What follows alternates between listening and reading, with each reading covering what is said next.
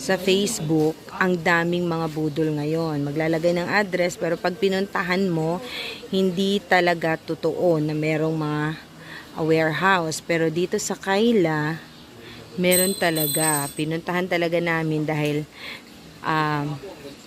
nakita lang namin siya sa Facebook. So, magkano yung ganito na e-bike? 13.5. Yan, 13.5. Ang daming magaganda, iba-iba ang kaniyang iba-iba ang kaniyang mga style.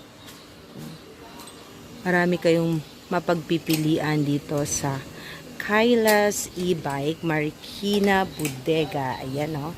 Yan ang kanilang tunay na pangalan. So ako mismo pumunta dito sa kanilang store.